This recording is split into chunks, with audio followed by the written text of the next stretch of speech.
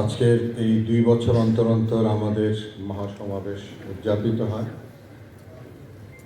এই উদযাপন জন্য কমিটি করা হয়, সেই কমিটিকে এবং এই আজকের এই অনুষ্ঠানে আমাদের প্রধান অতিথি যিনি ছিলেন আমাদের স্বরাষ্ট্র মন্ত্রণালয়ের মাননীয় মন্ত্রী, এবং এখন আমাদের এই মঞ্চে উপস্থিত আছেন আমাদের এই মন্ত্রণালয়ের একজন সজ্জন ব্যক্তি, যেটি আমি সবসময় আমি নিজে ফিল করি সেরকম একজন মানুষ, সেরকম মনের একজন মানুষ। উনি বেশ কয়েকটা মিটিংয়ে বেশ কয়েকবার উনি বলেছেন যে মানুষ মারা যাচ্ছে, এর জবাব যেহেতু আমাদের করতে হবে, দুনিয়াতে না করলেও তো আল্লাহ তাআলার কাছে করতে হবে। এইরকম কথা আমি সরকারি লেভেলে কারো কাছ থেকে শুনিনি। এরকম একটি মানুষ, এবং এই মানুষটি আছে বলেই আমরা এখন অনেকগুলো কাজ করতে পারছি। ওনার হাত দিয়ে আমাদের স্পিড গাইডলাইন হয়েছে, এবং আশা করি যে উনি থাকা অবস্থায় আমাদের নতুন যে আইন রোড সেফটি, যে নতুন আইন যেটি, সেটিও ইনশাআল্লাহ আমরা ওনার হাত থেকেই পাবো। কারণ এত সাহসিক পদক্ষেপ কেউ নিতে চায় না। তো যারা সৃষ্টিকর্তাকে ভয় পায় তারাই শুধু নিতে পারে, কারণ আমাদের সবচেয়ে বেশি জবাবদিহির জায়গাটা হলো সৃষ্টিকর্তার কাছে। আমরা পৃথিবীতে আসছি, আমাদের দায়িত্ব কিভাবে পালন করলাম, এ সমস্ত কিছু, আমার জ্ঞান বুদ্ধি কিভাবে কাজে লাগালাম, আমার শক্তি সামর্থ্য অর্থ কিভাবে কাজে লাগালাম, এই সমস্ত কিছুর জবাবদিহি আমাদের সৃষ্টিকর্তার কাছে করতে হবে।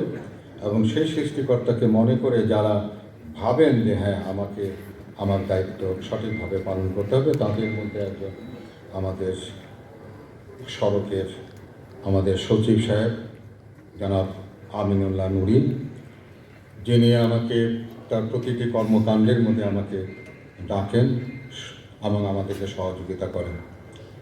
আর সবচেয়ে বড় কথা হলো যে আপনাদের সম্পর্কে আসলে আমি আর কি বলবো, কারণ আপনারা যেভাবে এদেশের মানুষের জন্য কোথাও গেলেই বলে বাংলাদেশের নানান রকমের খারাপ দিকগুলো উঠে আসে, কিন্তু আজকে আমার বিশেষ অতিথি আমাদের সড়কের সচিবের সামনে আমি বলতে চাই যে বাংলাদেশে সব কিছুই শুধু নেগেটিভ নয়, পজিটিভ যে দিকটি আছে সেটি এই সংগঠনের এবং এই সংগঠনের সঙ্গে যুক্ত যে মানুষগুলো, সেটি আর কোথাও আছে কিনা জানি না। এই সংগঠনের মানুষগুলো তারা তাদের নিজেদের অর্থে, নিজেদের শ্রমে, নিজেদের পরিশ্রমে এই সংগঠনগুলো চালায়, এবং কেন্দ্রীয় কমিটি থেকে অনুমোদন নেয়, অর্থের বিনিময়ে অনুমোদন নেয়। এইরকম আর সংগঠন বাংলাদেশে আছে কিনা জানি না।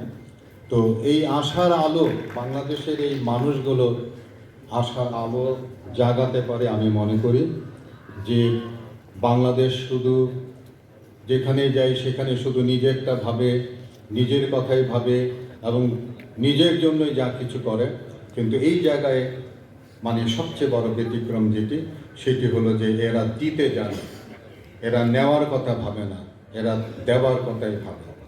তো আমি এই সংগঠনের সঙ্গে যুক্ত সকল সড়ক যোদ্ধাদেরকে আমার অন্তরের অন্তঃস্থল থেকে অনেক অনেক শুভেচ্ছা, অনেক অনেক ভালোবাসা, এবং সৃষ্টিকর্তার কাছে আমি সবসময় যেটা আমি আপনাদের বলি যে আপনাদের এই ঋণ আমি শোধ করতে পারবো না, আপনাদের ঋণ আমার সৃষ্টিকর্তার কাছে আমি সমর্পণ করেছি, তিনি আপনাদেরকে এর প্রতিদান দেবেন ইনশাআল্লাহ।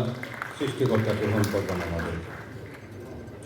আজকে সকালে যখন বৃষ্টি হচ্ছিল, 8টার দিকে খুব তুমুল বৃষ্টি হচ্ছিল, আমার মনটা একটু খারাপ হয়ে গেল, কিন্তু আমি আল্লাহর কাছে হাত তুললাম। 2 বছর পর এই মানুষগুলো আমরা নিঃস্বার্থভাবে কাজ করি, আমাদের কাজটা কি সুন্দরভাবে হবে না? এবং দেখলাম যে 9:45টার দিকে বৃষ্টি কমে যাওয়া। সৃষ্টিকর্তা আপনাকে আবারও ধন্যবাদ যে আমাদের কাজ কখনোই প্রাকৃতিক কোনো কারণের জন্য কখনো আমাদের কাজ থেমে থাকেনি। এবার এরকম বৃষ্টির পরেও আজকে কিন্তু সুন্দর একটা আবহাওয়ার মধ্যে কিন্তু আমাদের কাজটা আমরা সম্পাদন করতে পারছি। আপনাকে আবারও স্মরণ করছি, আপনাকে অনেক অনেক ধন্যবাদ। আসলে আজকে আমার সোনারই পালা, আর একটা অনুষ্ঠান করতে গেলে নানান দিক আমাকে লক্ষ্য করতে হয়, যার জন্য গুছিয়ে কথা বলাও মানে সম্ভবপর হয়ে ওঠে না। তারপরেও আমি বলবো, আমি মন্ত্রী সাহেব দুটো নির্দেশনা আপনাদের দিয়েছেন।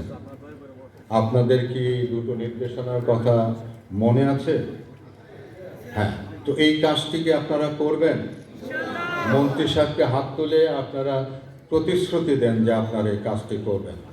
সবাই, আপনারও আমাদের সচিব সাহেব দেখুন আপনার কথা তারা প্রতিজ্ঞাবদ্ধ হচ্ছে, সেই কাজটি তারা করবে।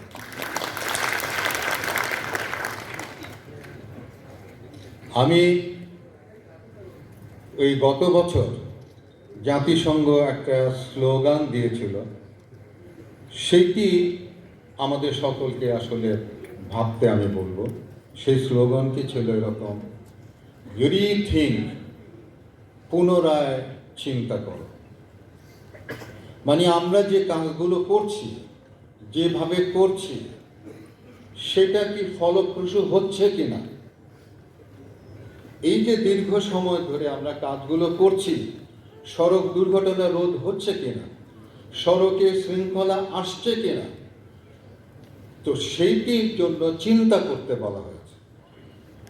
তা আমি আপনাদের কাছে আজকে আবারও বলবো, আপনারা যেভাবে কাজগুলো করছেন, আপনার এলাকায় সেই সুফল কি আসছে কিনা আপনারা এটা অবশ্যই ভাববেন।